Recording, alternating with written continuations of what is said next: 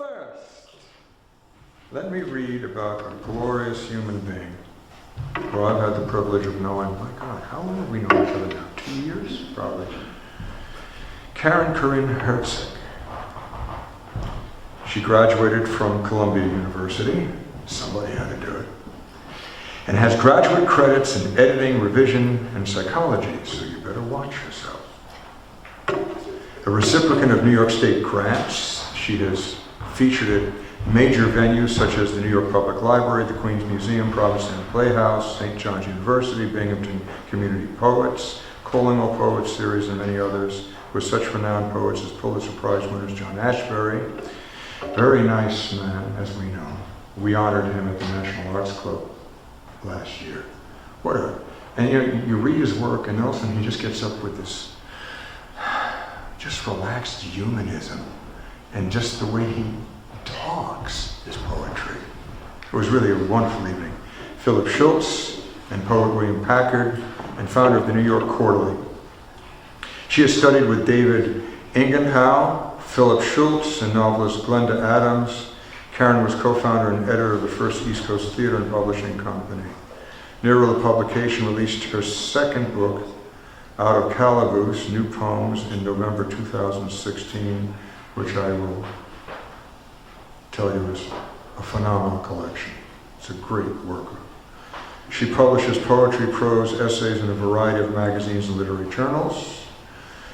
Her most recent publications include Antioch University Lunch Ticket Journal, the Avalon Literary Review, Mocking Heart Review, Badlands, Furious Gazelle, Thought Collection Journal, Kind of Hurricane Press, The Writing Disorder, Literary Mama, Front Porch Review, Paul Linskill Poetry Project, Orange Sullivan Magazine, Chronogram, Inkwell, Reminisce, a publication of Reader's Digest, and several publications in UK.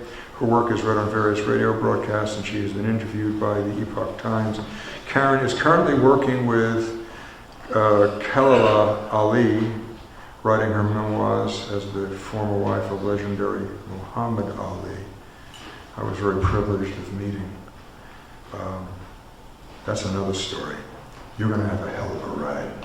That is something. I'm very curious to see her sensory within this whole other thing that we witnessed. Karen is listed with poets and writers as a member of the Academy of American Poets, PEN America, Poetry Society of America, the Woodstock Poetry Society in Caps. She will be interviewed on Joe Dan's radio show March 22nd. What day is that, anybody? It's a Wednesday. Do you know what time? 11 a.m. 11 a.m. Okay, there we go. So that's Wednesday, March 22nd at 11 a.m. and celebrates a book launch and reception at the Seligman Center in Sugarloaf with guest poets, music and refreshments on March 26th. So that's Sunday, I guess. Yeah. Or Monday? Sunday. Sunday, yeah, Sunday, right. My faculty's still there. All are welcome. Her website is well, it's her name.com, all put together lowercase. You can also follow her on Facebook, Twitter, and Instagram. She has a placard that lights up during certain times that she hands out when she's talking about all the right things of life to be aware of. It is my pleasure. Get yourself ready for an earful of life experience. Let me embarrass you a little bit. The courage to assemble such a life experience and present it to us. Forget the craft, that goes without saying. The way it's presented is extraordinary. But the courage to launch a self rising as a phoenix is so extraordinary. So extraordinary. You're going to love this. Without further ado, Corinne Herceg.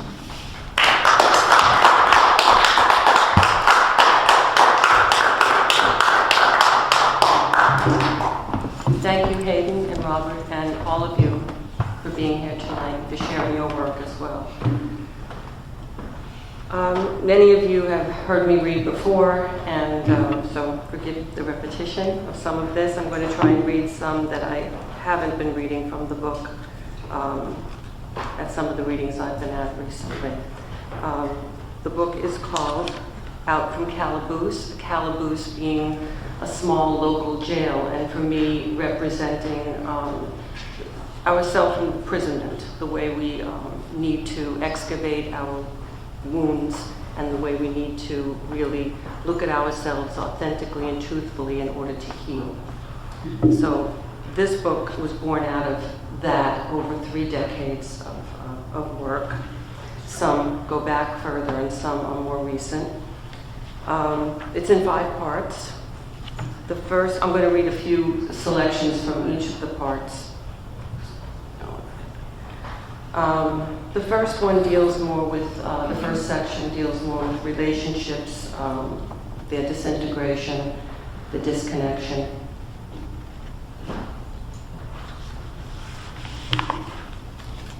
First one is called The Poem Survives the Romance.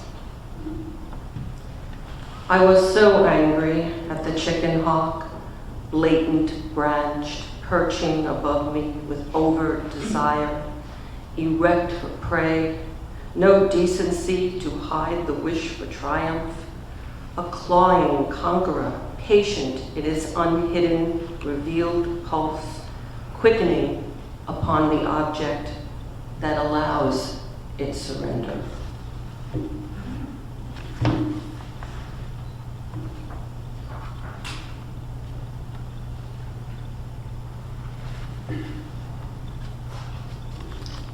This one is called If I Drink Water. If I drink water, I expect no flavor. But you are selling me tea, coffee, juiced up beverages you swear I can taste off the drip of you. My tongue, much too practiced, notices, and my spirit, much too experienced, wants the zest it craves, and will return to water when you leave and pure nourishment begins.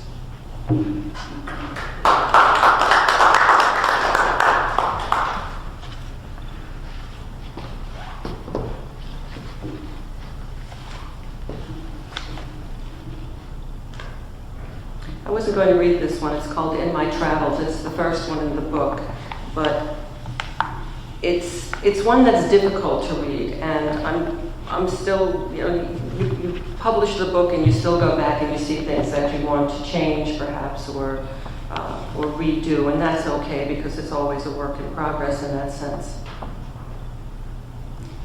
In my travels, I can't remember what I left behind. Something in Morocco, a one-day trip on a ferry with goats around the Rock of Gibraltar. Women swathed in black sheets, oblivious to the heat, their disallowed energy herding chickens on the weather-worn deck, coal-fired eyes avoiding mine. I am a woman too, have herded children, objects, and desires. On this other continent, sweat-woven rugs are hawked to me.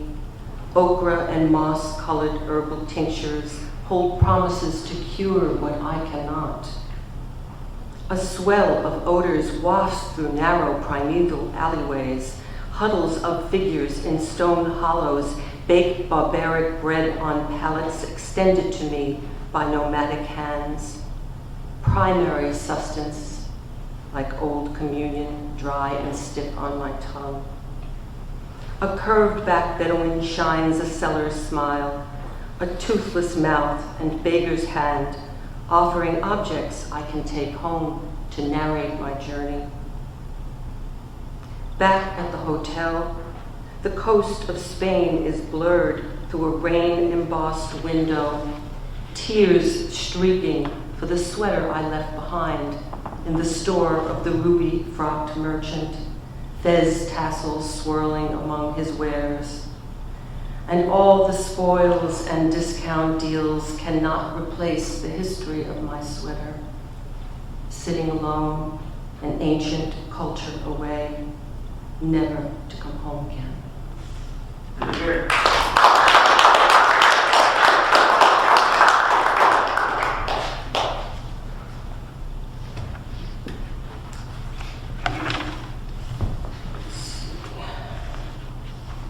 The second section deals more with nature and visually inspired images.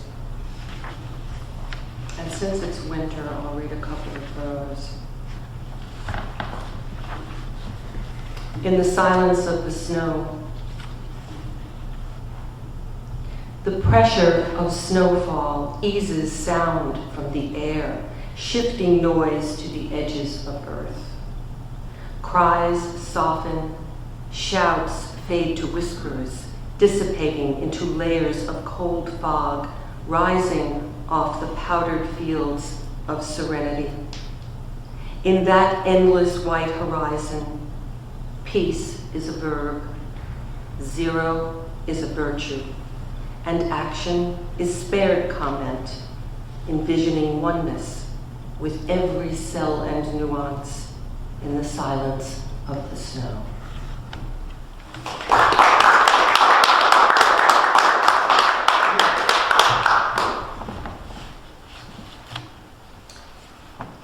Alto sax. I smoke through the air on the curve of your notes, at the purse of your lips, your horn the instrument of my pleasure. Only the note is pure, we are suspect, so I ride the melody to forgiveness of myself for hearing such music. I am prepared to lose my sight, but not the sound of having you, nor the history, nor the collection of moments, nor the time spent listening, nor the wonder if it can be retrieved like an item lost. I only know the song is now.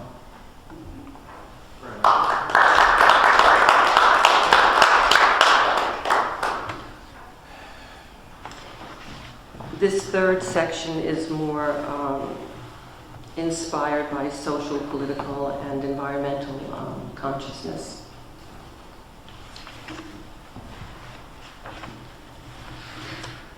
This one is called Corporate Menu.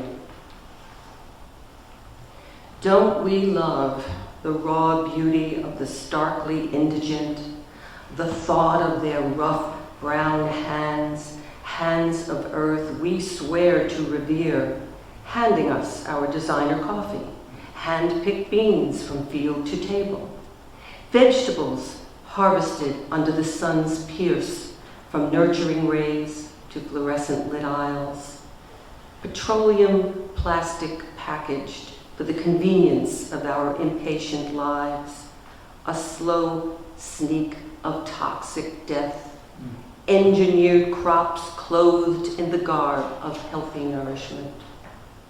Can't you see the peasant, the juxtaposition of his Coca-Cola embossed t-shirt with its indigo, lizard green, plum, poppy-colored poncho woven from his own hands from an animal he raised in a place we will never know.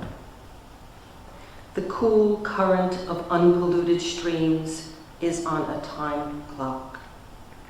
Tree bark flakes, plants wither, glaciers melt and slide, and we watch it all on monitors, all of it a click away, heedless that empty shelves will stare us down, stripped harshly by our own greed.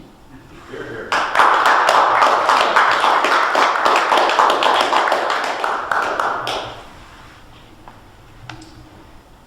I was going to skip this one, I always read it, but something always compels me to want to read it. It's called A Thin Season for a young man beheaded for listening to Western pop tunes in his father's grocery store. It is a thin season, culling the air of blue breath, choked sudden as a sword at the throat of a young infidel. The forbidden pop tune of his innocence still playing in the annals of his thoughts, kneeling, repetitive, insistent as the accusations of the faithful, who behead him on an afternoon like any other, clouds rising in a decimation of distance between the neck and heaven. Isis, goddess of love, the moon, magic and fertility, a healing sister of deities, daughter of earth and sky, twists in a massacre of celestial delusions, bearing the severed body back to the arms that bore him, the one who will hear music no more.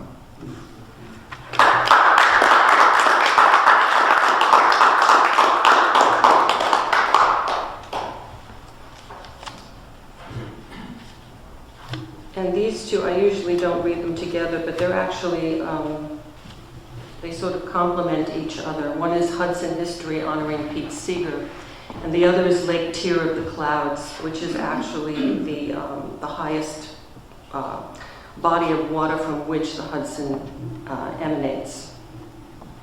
And I'll read Hudson History first. We've assumed you beyond your natural shifts and turns, morphing historical perspective, birthing ourselves into your river grace, iron and metal bridged across your girth, wave against will.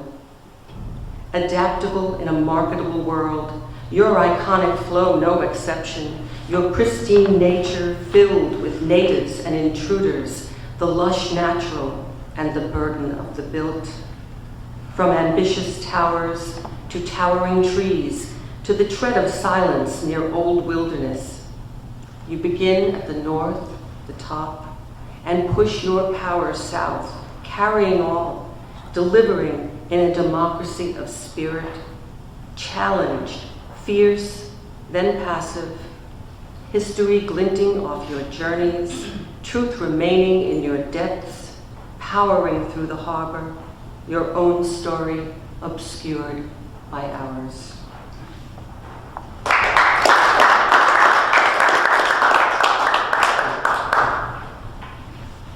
Lake Tear of the Clouds. Highest pond of Empire State, Lake Tear of the Clouds well springs the Hudson River matriarch, its 315-mile journey escaping from the heart into the harbor, a mirror of explorers' reflections through trails of Adirondack royalty, glacial sculpted, bracing the land where a great flow of history begins. But your artery bleeds too. Cries of acid rain, the bloodletting of commerce, voyages, revolutionaries, patriots, soldiers, mercenaries, bootleggers, escaped prisoners, slaves, commuters. Old Albany Post Road, conceded horse, stagecoach, car furrowing the stretch of transport along Great Mohegan, North River, Great River, your piers and byways pierced by ambitious trade, crossed by pioneers, spliced with tunnels, bridges dissecting your breath for posterity and prosperity. The ships, the cargo, the populated parse themselves along your banks, waning northward against the current, becoming sparser, where one begins recovery of the path, the wayfarer, the solitary, returning to the origin, where opal clouds, hovering witnesses, await salvation, weeping another rupture, vaporizing into promise for Lake Tear of the Clouds.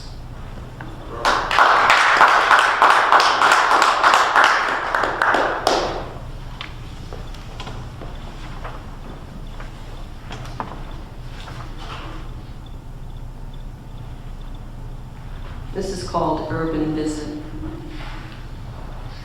In the city, trees are parentheses, urban partitions, their branches, connectors to broken air, a million bodies scattered together, an upheaval of intentions, buildings the height of monsters in old Japanese movies, blotting sky, scraps of natural light dropping into fluorescent glare, Times Square neon frenzy, blinding minds wandering through it, imagining purpose, retinal detachment, the flowering iris hiding its bouquet, glances of deception, fertilizing our wounds.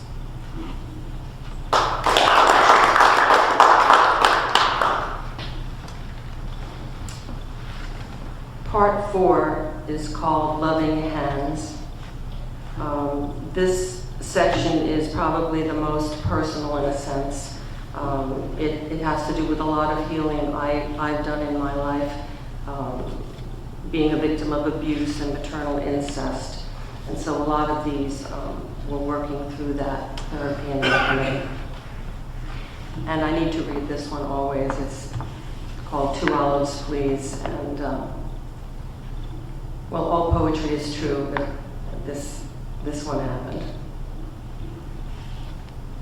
Mommy takes a long swig of cocktail, always a chance for blurt, a revelation somehow of something we never wanted. Did you know? And so it begins. There's another sister somewhere on another shore, another one of you. Wide-eyed, my sister and I pause as she orders another martini. 2 olives, please. This third remains unknown. It was the war and Daddy was lonely, she sighs and sips. Didn't know the possibility of us, couldn't make it right on foreign shores. He was blinded by Mommy's shiny allure, undefined promises beckoning him homeward. So the baby disappeared, decades gone into distant geography. She shows up now, amid this swish and clink at this luncheon of sly glances and gaping mouths, watching us silently from another womb.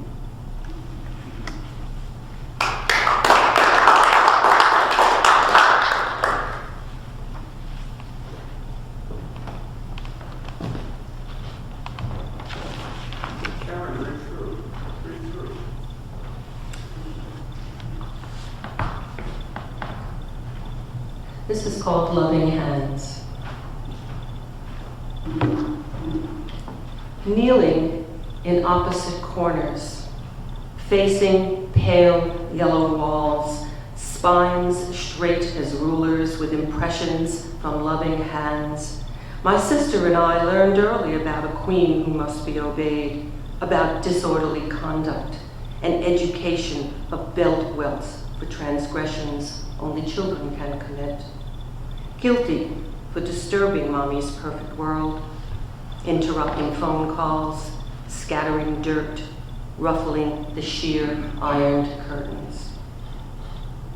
Lists of duties created by loving hands made check marks in our minds, leaving nothing to chance in the heavy finality of demands. I dusted and polished until shine clashed with brightness, watching with escalating horror as dust particles cascaded in on sheets of bold sunlight, streaking my hopes for salvation. I scrubbed and scoured with the diligence of rescue while living behind stoneworks, a factory churning and forging tombstones, the daily pounding and polishing, mimicking my efforts, sawing through stone, screeching in my ears as I scrambled to stave the many ways to perish. Doing subverted being, destroying us faster than inevitability. I married the order in order to be safe, but my sister divorced its harsh importance, screaming, "Look at me." Each night, loving hands scrubbed me, an invasion admonishing the dirt I could no longer see. I waited in bed undercover for those loving hands, showing me what I should not know in the dark where I could not see. Daddy, a silent witness, fed pills to his failing organs, rowing his boat steadily while whispering to me that life is but a dream before disappearing quietly. Years later, my sister said, "She looks at you like a lover, and she hates me for it." She would rather have been chosen than ignored by loving hands. The chasm widening between us until we spoke no more. The bruises in our minds raw and spreading like thick red welts. Mommy organized her departure, calling my ear close to her lips, hissing that now I could be free, released from loving hands. But I could not let the dust settle, glass streak, dishes dry on their own. My sons growing neat and clean in her wake, learning early that clothes are washed before hugs are earned. I find myself always in lessening days, reflections startling as time moves me further toward recognition. My eyes shift from the stare in the mirror, the glare that resembles mine, the hands I study, holding them up, wondering in front of my squinting eyes if they combat the inheritance, the long lines of cut stone insisting we had existed, engraved with the legacy of loving hands.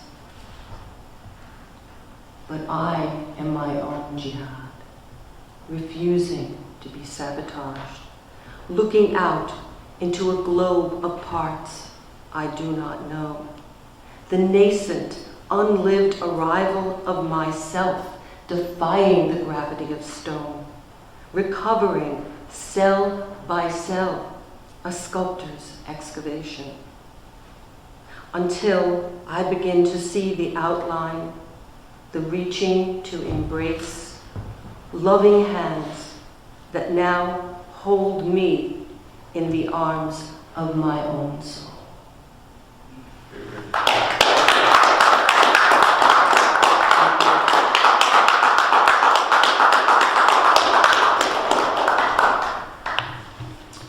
And I'm going to read a couple from the last section, which is titled Out from Calaboose.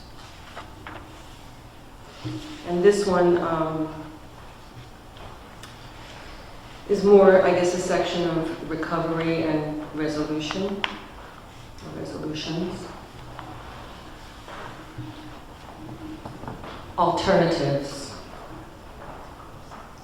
Seeing the light in another window, a hope for which I want no responsibility, allows permission to imagine all the lives I could have had I not had this one. The greener grass, the thoughtful, caring parent, a lineage of Mayflower generations, instead of a fragmented, immigrant-infused history of misfits and losses. But I am only imagining, imbuing strangers with untenable attributes. One day, none of them will be present, will speak to me without words again, stripped of mundane fever and pain and the physical remnants of what we believed ourselves to be, believed we were forgiven. Vaults of hurt and memory bury us long before gravity binds us to a shifting earth, a legacy less than the one hoped for.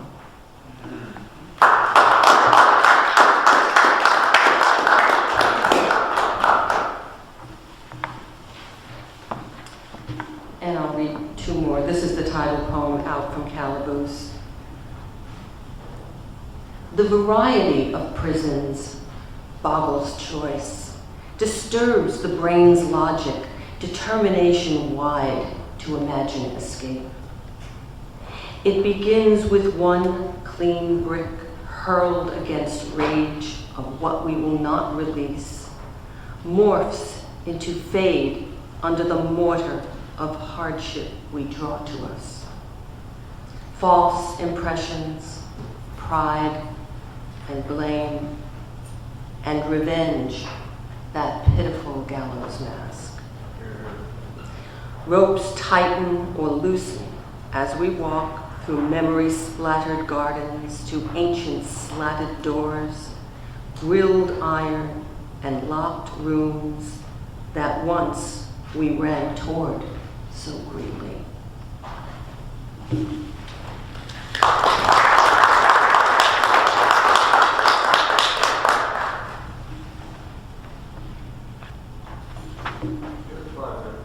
Okay, I have two more I lied.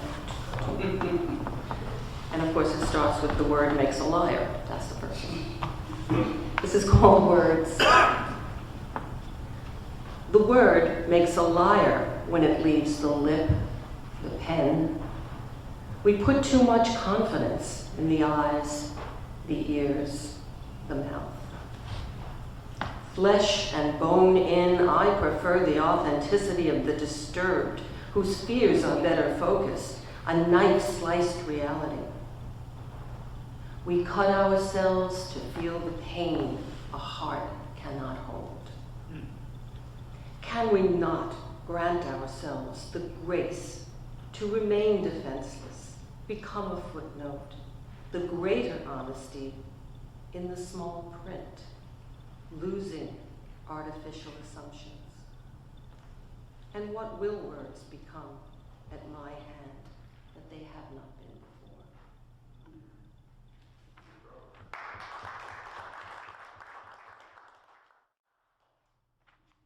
And this is the last poem in the volume. It's called After Me, the Poem.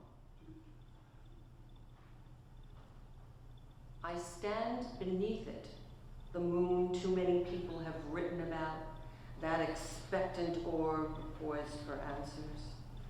I'm sure it's had enough of us and just shines for itself, watching us backslap our latest era mistaken for achievement, the supposition of inspiration.